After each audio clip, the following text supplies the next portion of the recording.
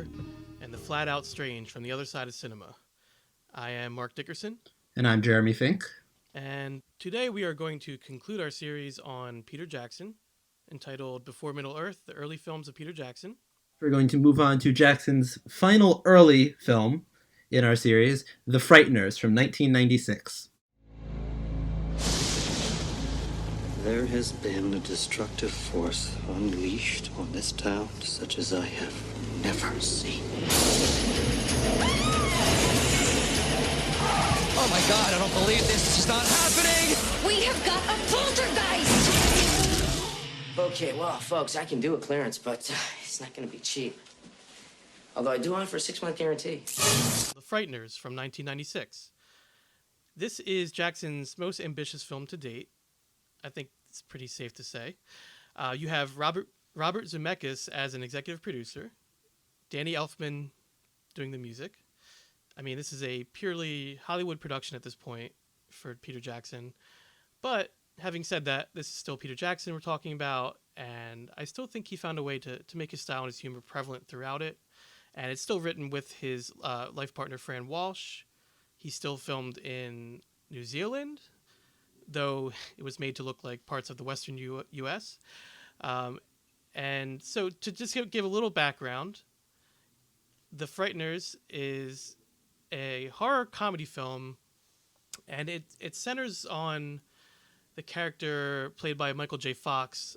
His name is Frank Bannister, and he develops abilities to speak and communicate with the dead following a car crash where his wife dies.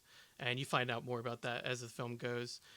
And basically, he creates his own service for people, service in quotes, where he hustles people, making them think that their house is being haunted, but really he's just, since he's affiliated with ghosts, he basically convinces them to haunt different locations, and then he comes in and saves the day.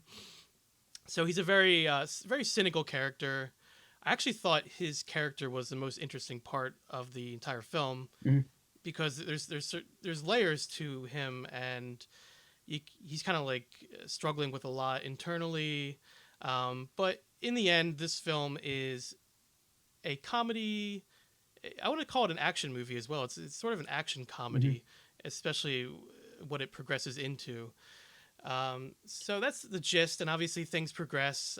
There's actually a lot of plot details. There's Very busy plotting. It's a very, very busy plot. I would say probably a little too busy for my taste, but there's, so there's that plot of him hustling customers, and then Death. it delves into one of the customers that he becomes, I guess, romantically linked to eventually, but he becomes linked with them, and then whose husband dies, and then there's also a Grim Reaper character who's a ghost of a mass murderer who comes back and starts to murder people. Who maybe has something to do with the Manson family and is.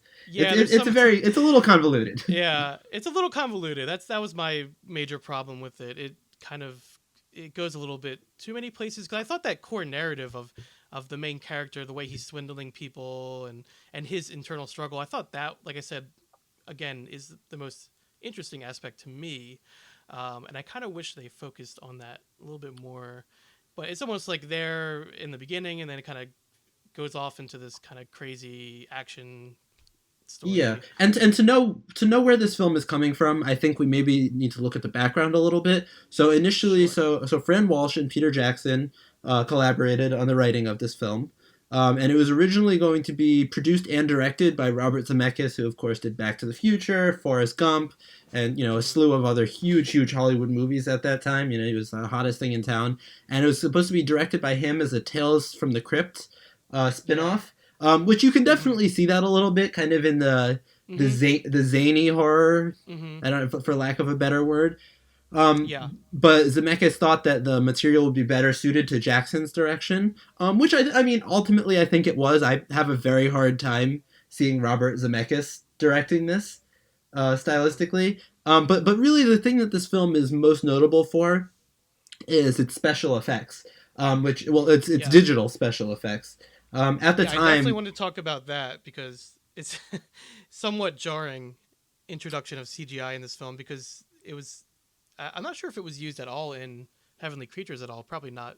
A little bit. I think some of the stitching, some of the like Okay. the fantasy sequences. But obviously, it's used to a much larger extent in this film. And I don't know. What do you think of the CGI in this film? I mean, I thought it was probably very believable at the time. You know, it was probably as good as It anything. was still fairly new at Yeah. the time. You know, I mean, you think about it, we get used to effects. It's like how we talk about, you know, on the Peter Jackson thing, like a movie like King Kong, the original King Kong, how people totally believed it then. You know, it's like we kind of accept what we see at the time, and then years later it doesn't necessarily hold up as well. But I'd imagine in 1996 these effects were, you know, as good as anything out there. Well, the thing for me is, I mean, huge blockbuster movies had already come out using CGI to a great extent, like Terminator 2, Jurassic Park, and the CGI, it was actually done well in those films. I mean, full disclosure here, I'm going to come right out and say it. Episode 2, I do not like CGI. I'm not a fan of CGI. Nor am I. Yeah, I would imagine so. Unless used in a very subtle way. And yeah, if it's used to enhance certain things, I mean, if it's done, yeah, even Jurassic Park, I thought they paid a lot of attention to detail, and it's used pretty sparingly for the most part. And they also incorporated animatronics, you know, with that. And I love, you know, animatronics and practical effects. I mean, makeup, that's the kind of stuff that I love, which is why I love Jackson's early films so much that we discussed. Hands-on approach. Because, yeah, that hands-on approach and the homemade quality, I really love about that. So this is very, like I said, jarring. To me, at least, with the CGI, there's a kind of overabundance of it in certain parts. And it's just a little janky and messy looking, but you know, it was 1996, so take that into account. Still in its yeah, infancy. I'm just not a fan of. Yeah, but like I said, full disclosure, not a fan of CGI, so that kind of took me out of the film a little bit more. Yeah, it is interesting though in terms of the CGI. In my research, what I found is that the company Weta, WETA, that we had discussed on our last episode, they did the effects on this as they have continued to today do the effects on Jackson's movies, but they were running a little bit behind schedule, so they brought in a man named Wes, I'm gonna mispronounce this, Takahashi, I believe, Wes Takahashi of George Lucas's company Industrial Light and Magic, to kind of speed things up. So that I mean, that is a notable thing, just kind of that combination there. Once again, you know, we're really seeing, even though he said at the time he wasn't, we're really seeing for the first time Peter Jackson being integrated into the Hollywood, like the big blockbuster kind of Hollywood community. This is a big film, you know. The budget, I believe, on this was what, $30 million.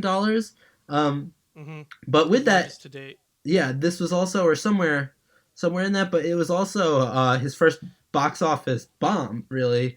Yeah, and maybe it was interesting because the studio was so behind it, as you mentioned to me earlier, off we were not recording, but I thought that was interesting to talk about how behind it the studio was for this film. Yeah, they were seeing things ended up. They were seeing his rushes and his dailies, and were just totally blown away.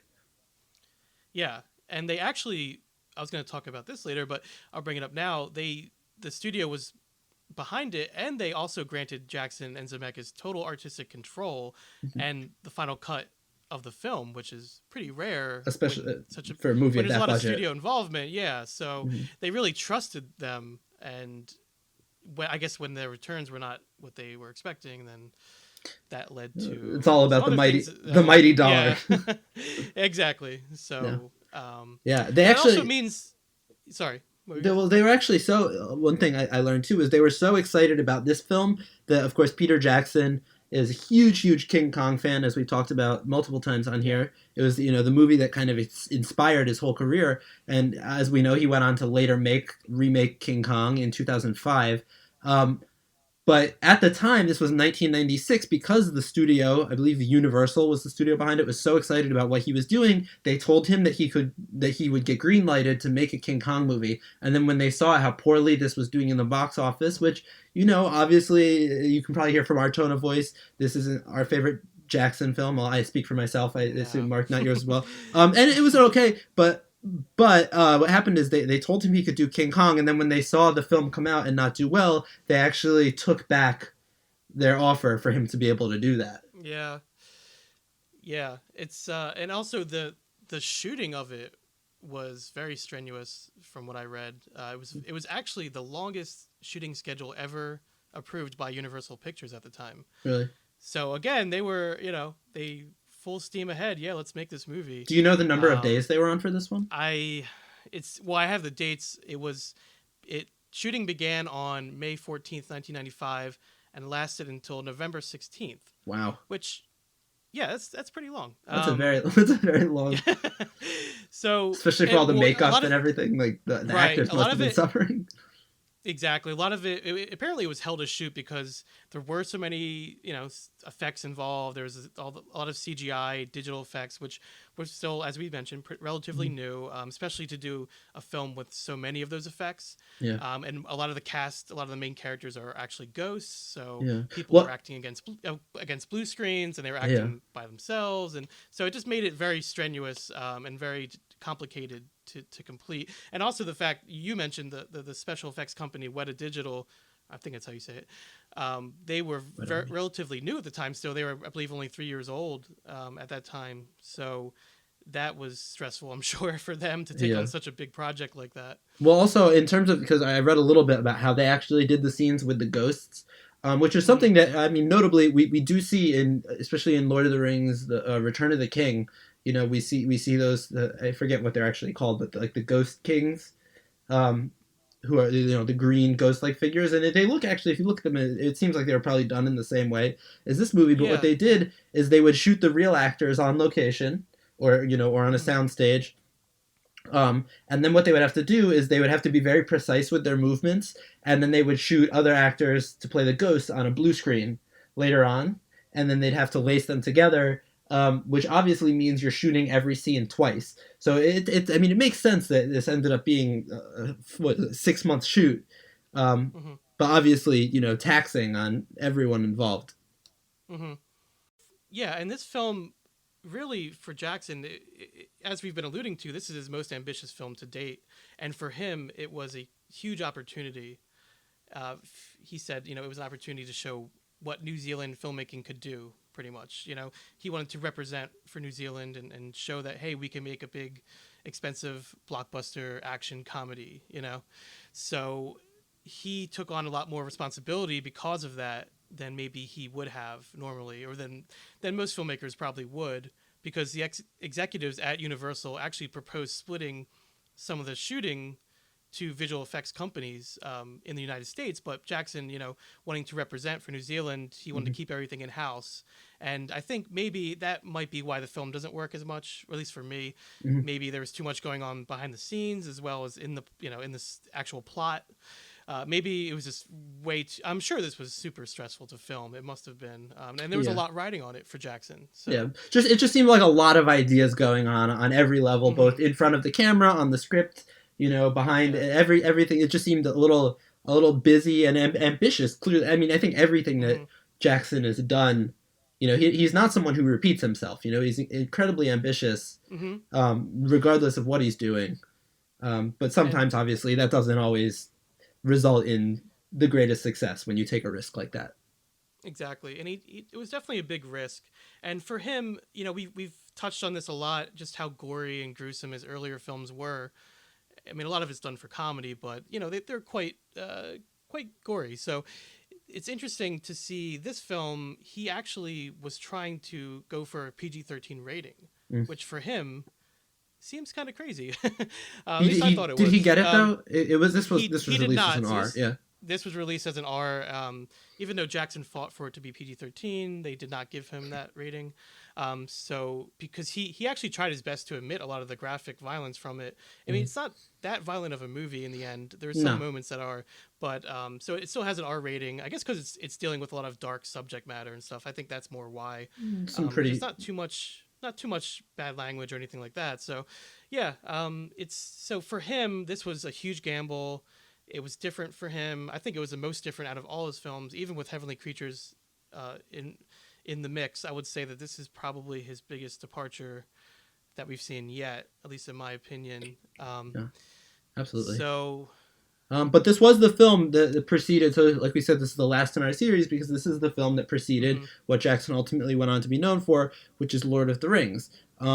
So that, I mean, that it's an interesting transition. It does seem like this movie, even though it wasn't as huge of a success, was a little bit of a stepping stone to Mhm. show that he could get out of that indie world and really command something big. Did you have? I mean, we talked about how this is not our favorite of his films, but was there anything that stood out to you that you found interesting or that you maybe enjoyed on a certain level from this I movie? really enjoyed the museum scene. There's a scene Hmm. when this Grim Reaper character, this ghost-like character, comes into an art museum, and I'm a huge art nerd in general. So there's a it's an art museum or like a natural history kind of museum, but there's an exhibition on ancient Egyptian, tombs and all that jazz. And so there's these ghost characters who our main character Bannister can see, but not everyone else can. And they basically come into this museum and start lifting up these mummies and making them move around, and it just felt very kind of playful Hmm. to me. And I think that maybe where this movie missed the mark is it was playful, but not playful enough or not serious Hmm. enough. It kind of was like towing that line in both directions, but Yeah. never really committed. So that Hmm. that was a scene, and I almost kind of wish that more of the movie had lived in that playful kind of fun I area. totally agree. I totally agree. Because to me, this is Jackson's take on the Ghostbusters, right? I mean, Yeah, a in little a bit. Yeah. way, it's Ghostbusters amped up to 11 in a way, but maybe more cynical. Like even though I consider Ghostbusters a pretty cynical movie in certain ways, Hmm. but it also has that heartfelt, real desire to, I guess, understand the unexplained, and it does take its subject matter seriously. But with this, it's more of like a cynical, like, okay, I'm gonna, screw these people over who think I'm really a poltergeist, or I'm sorry, who think I'm really gonna exercise as poltergeist. Hmm. So it kind of comes at it from that aspect, which I thought was interesting. And if they had just focused on that aspect, I think it would have been a Yeah. lot more effective. I like But you that's said, not I a did, studio movie. but that's not a studio movie. It's right. Yeah. And like I said, I did appreciate the complexity of the main character played by Fox. I actually thought Michael J. Fox was really good in this movie. Yeah. It actually ended up being, I think, his last like major role before Hmm. he retired from acting. But and also to be on another positive note, because I do want to say positive things when I can. Jeffrey Combs, the main actor from the Reanimator films, he Mm. gives a very interesting, unhinged, energetic performance in this movie. He plays a character called Milton Dammer, and he kind of stands out for me from the rest of the characters. He attempts to expose Fox's character for what he believes he really is, and just he's super unhinged and fun to watch in this movie. And I don't know if you've ever seen the Reanimator films, Jeremy, but Yeah, I've those are seen the really first Reanimator film. yeah, Yeah. and those are really fun to watch, and he's fun to watch as an actor. So I like those aspects. And there are some interesting things going on with the plot. I mean, it's as we said, a little too messy as a whole, and a little too chaotic for its own good. And by the end, I think it turns into an all-out action movie. I would say, Hmm. um, Well, but well, I will say, an yeah, important film nonetheless, though. An it's important film in important. his filmography, but maybe Yeah, skipped over a little bit. yeah, you have to factor it into if you're going to look at his filmography. You have to look at it. But personally, I feel it is the weakest of his films up to this point, Hmm. especially after Heavenly Creatures. It's a bit of a come down, I thought, Yeah. from that film's pure vision and confidence, on its confident take on its material. I mean, the thing is with this one, Jeremy, it would be easy to blame the somewhat failure of this film on the studio, Hmm. but the fact that Peter Jackson supposedly had final cut No. and had so much involvement in this film. I mean, it means that there's likely more to it than just Yeah. the studio Yeah. telling them what to do. I think we So could maybe pin the financial failure on the studio, in the way yeah, they promoted, possibly, but yeah, in terms of creatively, yeah. it just felt like Mark might have been missed a little bit on this guy. It never really feels like it's grounded in any sort of reality. Also, to me, it felt like it was, Hmm. yeah, like we said, too all over the place. Um, but and also not Danny Elfman's strongest score. I thought it was No. kind of generic score. But now we're nitpicking. So Yeah, yeah, anyway, yeah. there's one good line I want to mention before we move on. And it comes from the character Dammer. Actually, he says, "I'm an asshole with an Uzi." I thought that was pretty good. Mhm. No, that was great. So there's at least one good, and that's like moments like that where it's like kind of being cheeky and like having fun. I mean, that's when the movie works the most. Like as we Yeah. mentioned, when the movie's Personality. having when it's having fun is when it works. So this is, as we said, the last of the films. that we're going to talk about for Peter Jackson, for the time being at least. Any final thoughts looking at the series as a whole, Mark? Series as a whole? Well, I mean, just there's lots of through lines that run throughout, and while his films, particularly from the first three to these two that we just discussed during this episode, while it deviates wildly, I say that there's still enough there. You know, as we said in the last episode, Jackson is an auteur. I mean, we can consider him that, and for lots of reasons. You know, he has a certain type of style and humor, the use of camera work, the way the camera moves, and the angles. He has these very extreme angles that he uses with his camera work, and that kind of goes even throughout up until Lord of the Rings. You still see it in Lord of the Rings, particularly in the Fellowship of the Ring. The early scenes in the Shire, you can really see a lot of that kind of handheld, quirky angles. You know, the way the camera moves and stuff. You can see a lot of that in Lord of the Rings. So even though he's working with much bigger budget and a lot of things are different, I think there's things that persist throughout all his films, and I think he's just a very enjoyable filmmaker in general, whether he's making Hollywood blockbusters or, movies in his backyard. Yeah, I agree. I think that these films are just, they're important for younger filmmakers to see in particular, just because he's an inspiring character. Jackson is, just for the way he approached films. It seems like no challenge was kind of too big, and he wasn't afraid to just. I think it was Francis Ford Coppola said it. If you want to make a movie, just start making it, and then everyone else and all the pieces will come later. And I think Jackson really exemplifies that attitude in these movies, because it seemed like whatever he wanted to do, he kind of just went to town and found a way to make it work. So really, really excellent. It was certainly interesting to watch his progression too, just watching all these films together, because I had seen them all except for the Frighteners. I think I had maybe seen parts of the Frighteners, but I've seen all these films prior to this, but watching them all together again in order, and you really see the progression that Jackson had as a filmmaker. So that was exciting to watch, I thought. Yeah, absolutely. Did you notice anything about that when you were watching all these films together? Yeah, I mean, I think you really see just the sophistication, particularly, I think, peaking in Heavenly Creatures, obviously within this set of films, and then really going to the next level in Lord of the Rings. Just the visual storytelling and the subtlety. Obviously Bad Taste doesn't have a lot of subtlety going on. It's very in your face, and I think exactly. I think even as like kind of with every film, until Heavenly Creatures, and through that, it really you just see the little moments just kind of growing and growing and growing to the point where just the way he can direct an actor. I also think he grew as an actor's director significantly in his time. I would agree with that. Yeah, definitely really learned how to direct actors. So yeah, good to see. Always good to see the progression of a career. And Peter Jackson is one of the finest filmmakers I think we've probably had, in the past 20, 30 years. So. Well, there you have it. From cult movies to Lord of the Rings. Doesn't get more mainstream than that. Yeah. So that's an interesting look at Peter Jackson and his films. We're going to stop it there, because obviously Lord of the Rings is a whole different realm. And the remake of King Kong and all that, yeah. So we're going to move on to another series. Still in the works of what that's going to be, but we're excited to delve into a new subject. So please come back and listen, and we hope you enjoy what you've heard so far. If you could go ahead and give us a like, we would really appreciate it. Give us a review on iTunes. You can also find us on Instagram and Facebook, Cult Movie Cult. And we'll put all the links in the description. And thank you so much for spending some time with us. Yep, you've been listening to Cult Movie Cult, where we watch and discuss the horrific, the obscure, and the flat-out strange from the other side of cinema. This has been our series Before Middle Earth, the early films of Peter Jackson, and we will see you next time on the other side.